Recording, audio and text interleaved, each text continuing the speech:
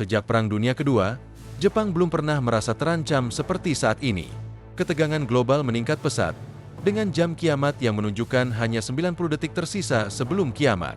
Jepang kini dikelilingi oleh 3 negara yang paling militeristik dan agresif: Korea Utara, Rusia, dan Cina. Negeri matahari terbit memiliki hubungan yang sudah lama tegang dengan Cina, sengketa wilayah dengan Rusia mengenai Kepulauan Kuril, serta ancaman dari Korea Utara yang secara teratur meluncurkan rudal sebagai provokasi terhadap Jepang dan sekutunya, termasuk Amerika Serikat. Dalam situasi ini, otoritas Jepang merasa terpaksa untuk memikirkan cara untuk melindungi negaranya. Salah satu langkah yang diambil adalah mengembangkan senjata militer canggih. Salah satunya adalah rudal hipersonik. Pada November 2022, Jepang mulai mengembangkan rudal hipersoniknya, sebuah keputusan yang dipengaruhi oleh agresi Rusia terhadap Ukraina dan meningkatnya ketegangan global. Jepang, bersama dengan Taiwan, dianggap sebagai kemungkinan target ambisi Rusia dan Cina. Selain itu, Korea Utara yang terus menguji rudal ke Jepang juga menjadi perhatian. Ketegangan ini semakin memaksa Jepang untuk merancang sistem pertahanan yang lebih kuat, termasuk pengembangan rudal hipersonik. Pada tahun 2020, Cina sudah mengoperasikan rudal hipersonik, diikuti oleh Rusia yang mulai mengujinya pada tahun 2019 dan bahkan meluncurkan rudal hipersonik dari kapal selam pada tahun 2021. Informasi ini memaksa Jepang untuk meninjau ulang strategi keamanan nasionalnya dengan 3 langkah besar yang diputuskan.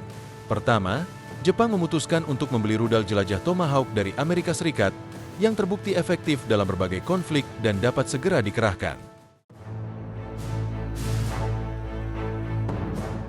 Kedua, Jepang berencana untuk meningkatkan rudal anti kapal tipe 12 dengan jangkauan yang akan ditingkatkan dari 100 km menjadi antara 1.000 hingga 6.000 km dengan versi darat yang diharapkan beroperasi pada tahun 2026. Ketiga, Jepang memutuskan untuk mengembangkan rudal hipersonik. Rudal hipersonik yang dikembangkan Jepang meliputi 2 jenis senjata: rudal jelajah hipersonik (HCM) dan proyektil peluncur kecepatan nuklir (HVGP). Rudal HCM akan dilengkapi dengan 2 jenis mesin, yaitu mesin jet aliran langsung dan mesin jet aliran langsung hipersonik, yang masing-masing dapat mempercepat rudal hingga kecepatan Mach 5 dan Mach 8. Rudal ini akan memiliki jangkauan lebih dari 1.000 km dan dirancang untuk menghancurkan target darat dan kapal musuh. Pengujian rudal ini diperkirakan dimulai pada tahun 2030-an, dengan operasi pertama diperkirakan pada akhir dekade tersebut atau bahkan awal 2040-an.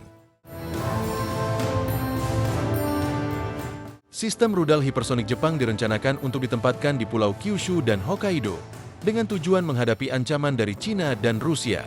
Kehadiran rudal hipersonik ini diharapkan dapat memperkuat pertahanan Jepang, dengan potensi untuk menghancurkan kapal pendaratan musuh dengan efisien.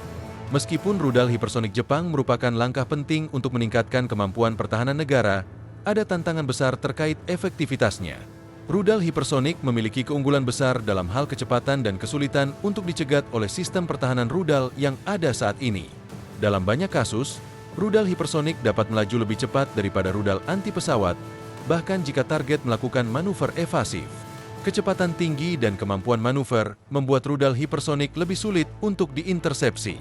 Namun, meskipun teknologi rudal hipersonik Jepang menjanjikan perlindungan lebih baik, tantangan besar masih ada. Jepang harus memproduksi cukup banyak rudal hipersonik untuk memberikan pertahanan yang efektif. Sementara itu, negara-negara seperti Rusia dan Cina juga mengembangkan senjata serupa yang menunjukkan perlunya inovasi terus-menerus dalam teknologi pertahanan. Mengingat perkembangan teknologi yang terus maju, Jepang tampaknya berfokus pada peningkatan kemampuan militernya dengan tujuan mempertahankan diri dari ancaman yang semakin besar di kawasan Asia Pasifik. Pengembangan rudal hipersonik bukan hanya sebagai langkah untuk melawan potensi serangan, tetapi juga sebagai alat pencegah bagi negara-negara yang memiliki kekuatan militer besar di sekitar Jepang, seperti Cina, Rusia, dan Korea Utara. Kehadiran rudal hipersonik ini akan memberikan keuntungan strategis, mengingat kemampuan rudal tersebut untuk melaju dengan kecepatan Mach 5 atau lebih, membuatnya sangat sulit untuk dicegat oleh sistem pertahanan yang ada. Ini juga mempercepat waktu respons, yang merupakan faktor krusial dalam situasi pertempuran modern. Dengan kecepatan tinggi, rudal hipersonik dapat mengurangi waktu yang dibutuhkan untuk mencapai target dan meningkatkan kemampuan serangan balasan terhadap musuh. Namun, meskipun harapan Jepang tinggi terhadap senjata hipersonik, ada tantangan besar terkait produksi massal dan implementasi teknologinya. Seperti yang telah terlihat pada pengembangan rudal serupa di negara lain, seperti Rusia dengan sistem Kinzhal-nya atau Cina dengan rudal DF-17. Proses pengujian dan produksi senjata ini seringkali lebih lama dan lebih kompleks dari yang diperkirakan. Meskipun teknologi sudah ada, pengaplikasian dalam skala besar dan kesiapan operasional membutuhkan waktu yang lebih lama. Selain itu, meskipun Jepang dapat mengembangkan rudal hipersonik secara mandiri, pengaruh dari negara-negara besar seperti Amerika Serikat tetap signifikan dalam pengembangan ini. Jepang diperkirakan akan tetap berkoordinasi dengan Amerika dalam upaya pengembangan pertahanan strategis, mengingat kedekatannya dalam hubungan keamanan regional dan global. Rencana untuk menyebarkan rudal hipersonik, senjata hipersonik jarak jauh, milik Amerika di Jepang menunjukkan adanya kolaborasi antara kedua negara dalam menghadapi ancaman yang datang dari Cina, Rusia, dan Korea Utara. Berkaitan dengan kemungkinan terjadinya perang di kawasan Asia Pasifik, seperti potensi konflik antara Cina dan Taiwan, situasi geopolitik saat ini semakin menunjukkan ketegangan yang meningkat. Taiwan menjadi titik panas, dengan Cina yang terus mengklaimnya sebagai bagian dari wilayah mereka.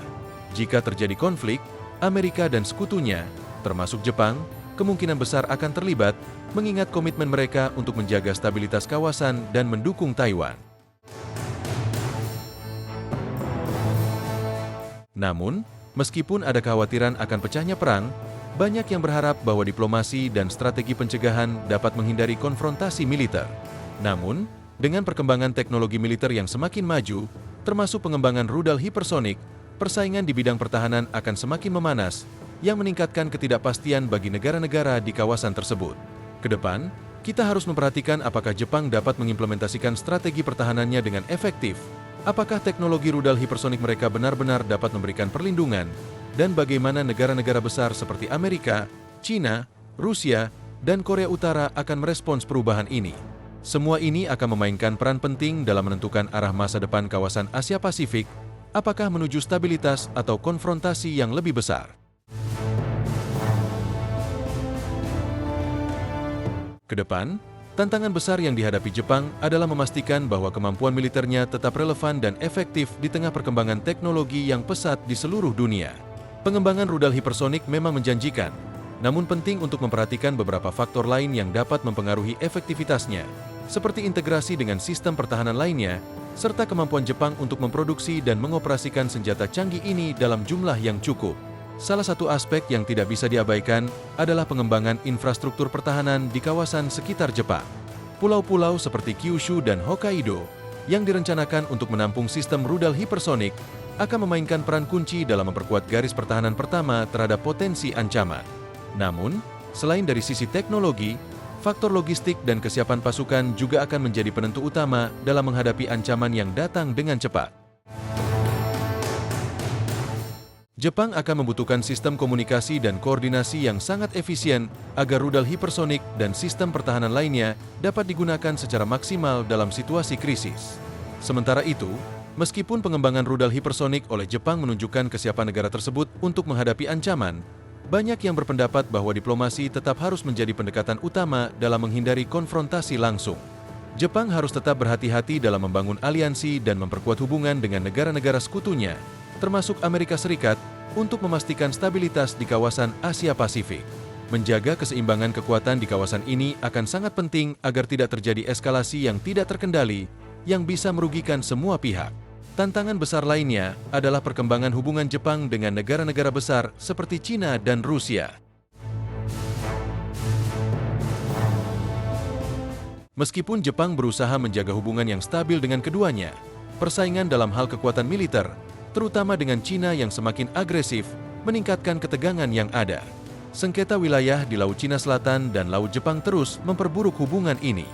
Dalam konteks ini, Jepang harus cerdas dalam mengelola hubungan internasionalnya, terutama dengan Cina, yang merupakan kekuatan besar di Asia, serta dengan Rusia, yang memiliki kepentingan teritorial di sekitar Jepang. Selain itu, dengan semakin banyak negara yang mengembangkan rudal hipersonik dan teknologi militer canggih lainnya, dunia akan memasuki era baru dalam perlombaan senjata, di mana kecepatan dan kemampuan manuver akan menjadi kunci utama dalam menentukan kemenangan dalam pertempuran.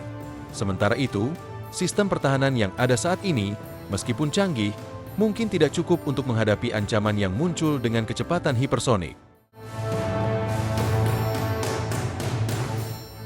Oleh karena itu, Jepang dan negara-negara lain di kawasan ini perlu terus berinovasi untuk mengembangkan sistem pertahanan yang lebih kuat, lebih cepat, dan lebih efisien. Bahkan dalam kondisi ketegangan yang tinggi, penting untuk diingat bahwa solusi diplomatik dan dialog tetap menjadi cara terbaik untuk mencegah terjadinya perang terbuka. Namun, dengan semakin berkembangnya teknologi militer dan meningkatnya ketegangan di Asia Pasifik, sulit untuk memprediksi apakah upaya diplomasi akan cukup untuk mencegah konflik besar. Dalam hal ini, Jepang, yang merupakan negara yang sangat bergantung pada stabilitas regional, harus terus memantau situasi dengan cermat dan menyiapkan diri untuk segala kemungkinan. Secara keseluruhan, meskipun pengembangan rudal hipersonik memberikan Jepang keuntungan strategis yang signifikan dalam hal pertahanan, perjalanan menuju pengembangan dan penerapan senjata ini penuh dengan tantangan. Jepang harus menyeimbangkan kemampuan militer yang semakin canggih dengan kebutuhan untuk menjaga hubungan baik dengan negara-negara besar dan mempertahankan keamanan di kawasan. Apakah Jepang akan berhasil mencapainya? Dan bagaimana dampaknya terhadap keseimbangan kekuatan di Asia Pasifik? Hanya waktu yang akan menjawab. Dalam konteks ini, Jepang, Amerika, dan sekutu lainnya akan menghadapi tantangan besar dalam merumuskan kebijakan pertahanan yang efektif, yang tidak hanya mengandalkan senjata canggih, tetapi juga mempertimbangkan pentingnya kerjasama internasional dan diplomasi untuk memastikan perdamaian dan stabilitas di kawasan ini. Melihat ke depan, Jepang harus menyadari bahwa teknologi militer yang semakin canggih saja tidak cukup untuk menjamin keselamatan dan keamanan jangka panjang.